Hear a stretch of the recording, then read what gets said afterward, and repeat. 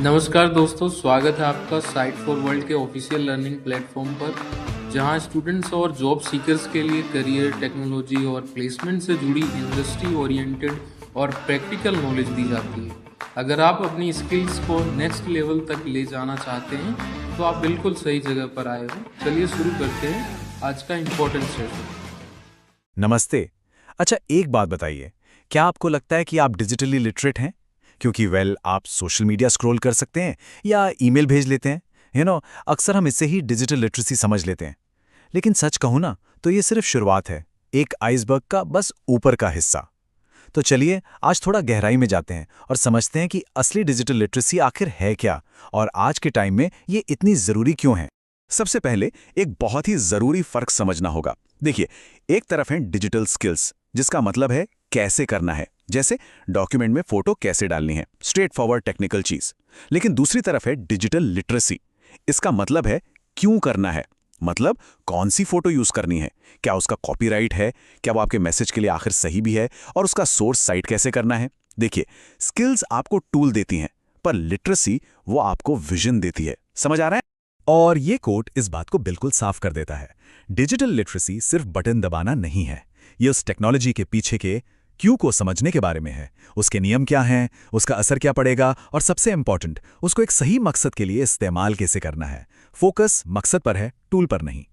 तो इस सफर पर हमारा रोड मैप क्या होने वाला है? सबसे पहले हम टेक्निकल स्किल्स से आगे देखेंगे, फिर 5 ऐसी जरूरी कॉम्पिटेंसीज को समझेंगे जो उसकी फाउंडेशन है। इसके बाद हम आपको अपना डिजिटल लेवल पहचानने में मदद करेंगे, फिर एक प्रैक्टिकल 90 दिन का प्लान देंगे और आखिर में लर्निंग के फ्यूचर पर एक झलक डालेंगे। रेडी हो? लेट्स ड्राइव इन। चलिए शुरू करते हैं 5 कोर कॉम्पिटेंसीज के साथ। ये यूरोपियन यूनियन के डीजी कॉम फ्रेमवर्क पर बेस्ड हैं, जो डिजिटल लिटरेसी को अलग अलग हिस्सों में बांटकर समझने का एक बहुत ही पावरफुल तरीका है। आप इसको अपनी डिजिटल ग्रोथ का ब्लूप्रिंट समझ सकते हैं। ये 5 पिलर्स हैं: information, communication, content creation, safety और प्रॉब्लम सॉल्विंग। ये पांचों मिलकर ही सच्ची डिजिटल लिटरेसी बनाते हैं। सोच के देखिए, एक भी पिलर कमजोर हुआ तो पूरी बिल्डिंग हिल सकती है, राइट? अब चलिए एक एक करके इन सबको आसानी से समझते हैं। पहला है इंफॉर्मेशन एंड डेटा लिटरेसी। आज के टाइम में इंफॉर्मेशन की कमी नहीं है, बल्कि ओवरलोड है। फेक न्यूज और सही न्यूज में फर्क कैसे करें? इसका मतलब है इंटरनेट के समुंदर में से सही मोती ढूंढना, उसे ठीक से स्टोर करना और आखिर में यह समझना कि यह आपके काम का है भी या नहीं। यह आपको एक सिंपल कंज्यूमर से एक स्मार्ट नेविगेटर बनाता है। दूसरा है कम्युनिकेशन एंड कोलैबोरेशन। आजकल हम सब वर्चुअल टीम्स में काम करते हैं, है ना? तो स्लैक पर एक क्लियर मैसेज लिखना, एक वीडियो कॉल पर कॉन्फिडेंटली प्रेजेंट करना या गूगल डॉक्स पर मिलकर काम करना, यह सब इसका हिस्सा है। बेसिकली ये आपकी वर्चुअल पर्सनालिटी को शेप करता है।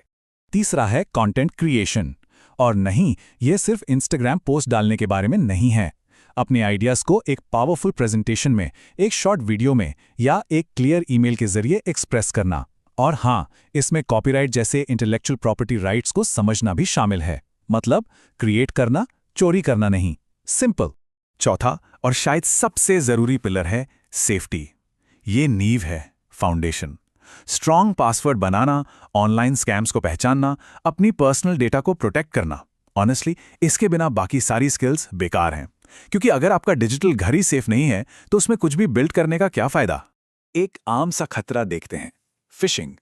आपको एक फेक ईमेल आता है जो आपकी बैंक से आया हुआ लगता है और आपसे आपका पासवर्ड मांगता है। ये एक डिजिटल जाल है। सेफ्टी लिटरेसी आपको इस जाल को दूर से ही पहचानना सिखाती है। एक और एग्जाम्पल है मैलवेयर, यानी मैलिशियस सॉफ्टवेयर। जैसे ट्रोजन हॉर्स, जो एक यूजफुल सॉफ्टवेयर होने का नाटक करके आपके सिस्टम में घुस जाता है। या फिर एक वॉर्म, जो अपने आप फैलता रहता है। ये सब डिजिटल बीमारियां हैं और सेफ्टी स्किल्स इनके लिए वैक्सीन का काम करती है। और पांचवा पिलर है प्रॉब्लम सॉल्विंग। यहां आकर आप टेक्नोलॉजी के यूजर से क्रिएटर बनते हैं। मतलब सिर्फ टूल यूज नहीं करना, बल्कि ये सोचना कि इस टूल से मैं इस प्रॉब्लम को बेहतर तरीके से कैसे सॉल्व कर सकता हूं। ये इनोवेशन की शुरुआत है। तो अब जब आप इन 5 कॉम्पिटेंसीज को समझ गए हैं, अब वक्त है आईने में देखने का। आप खुद कहां स्टैंड करते हैं? चलिए आपके डिजिटल लेवल को पहचानते हैं। बस ईमानदारी से सोचना है। अब जरा इस स्लाइड को देखिए और खुद से पूछिए, आप कहां हैं? क्या आप लेफ्ट साइड वाले डिजिटल नॉविस से रिलेट करते हैं, जो टेक्नोलॉजी थोड़ी मुश्किल लगती है और जो पुराने familiar टूल्स पर ही टिका रहता है? या फिर आप राइट साइड वाले डिजिटल केपेबल हैं, जो टीम्स या स्लैक जैसे प्लेटफॉर्म्स आसानी से यूज कर लेता है और नए सॉफ्टवेयर से डरता नहीं? याद रखिए, खुद को पहचानना ही इंप्रूवमेंट का पहला स्टेप है। अगर आपको लगता है कि आप नोविस लेवल पर हैं, तो कोई बात नहीं, हर एक्सपर्ट कभी बिगिनर ही था।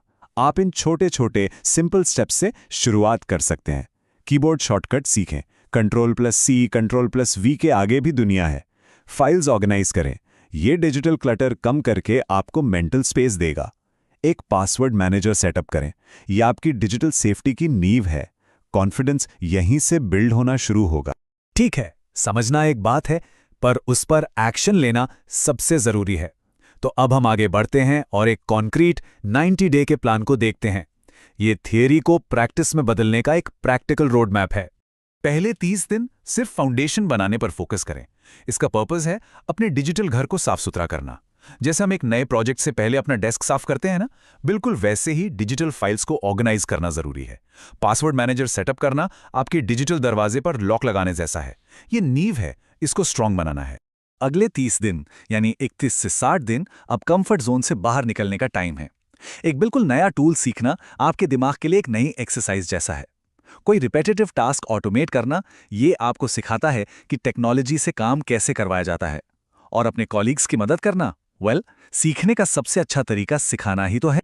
और आखिरी 30 दिन में आपको इन स्किल्स को आदत में बदलना है। टीम के लिए वर्क फ्लो आसान बनाना प्रॉब्लम सॉल्विंग कॉम्पिटेंसी को बिल्ड करता है। और जो कुछ भी आपने सीखा है उसे दूसरों के साथ शेयर करना उस नॉलेज को कॉन्क्रीट बना देता है। यहां आप एक लर्नर से लीडर की तरफ बढ़ते हैं। अब थोड़ा आगे की सोचते हैं। फ्यूचर ऑफ वर्क में सीखना कोई अलग एक्टिविटी नहीं रहने वाली, ये कॉन्सेप्ट ही बदल रहा है। ये काम का ही एक हिस्सा बनता जा रहा है। मैकिन्जे की ये इमेज इसी ट्रेंड को दिखाती है। ध्यान से देखिए, लर्निंग काम के कितने पास आ चुकी है। पहले क्या होता था, हम काम से छुट्टी लेकर ट्रेनिंग पर जाते थे। अब हम काम करते करते यूट्यूब से, आर्टिकल से या ऑन द जॉब सीखते हैं। ये अभी पूरी तरह से काम में शामिल नहीं हुई है, पर हम उस दिशा में बहुत तेजी से आगे बढ़ रहे हैं। और ये कोट इस पॉइंट को परफेक्टली कैप्चर करता है। लोग काम से अलग होकर स्किल्स नहीं सीखते, वो काम के जरिए ही ग्रो करते हैं। लर्निंग लगातार चलती है, बहुत पर्सनल होती है और ज्यादातर दिखाई नहीं देती। इसका मतलब साफ है, सीखना अब कोई इवेंट नहीं है, ये एक प्रोसेस है, एक माइंडसेट है। ये स्लाइड इस बात को ब्रिलियंटली इलस्ट्रेट करती है। आने वाले समय का गोल किसी चीज में एक बार एक्सपर्ट बन जाना नहीं है। असली गोल है हमेशा क्यूरियस रहना और बदलाव को अपनाने के लिए तैयार रहना। डिजिटल लिटरेसी कोई मंजिल नहीं है, ये एक लगातार चलने वाला सफर है। तो आखिर में मैं आपको इस एक सवाल के साथ छोड़ना चाहता हूं। अपने बारे में सोचिए, आपकी लर्निंग क्या वो काम से अलग एक टास्क है या वो आपके काम का ही एक नेचुरल हिस्सा बनती जा रही है? इसका जवाब आपके फ्यूचर। हमारे चैनल को सब्सक्राइब कीजिए और वीडियो को अपने दोस्तों के साथ शेयर जरूर कीजिए। कमेंट सेक्शन में अपना डाउट या नेक्स्ट टॉपिक लिखना मत भूलिएगा।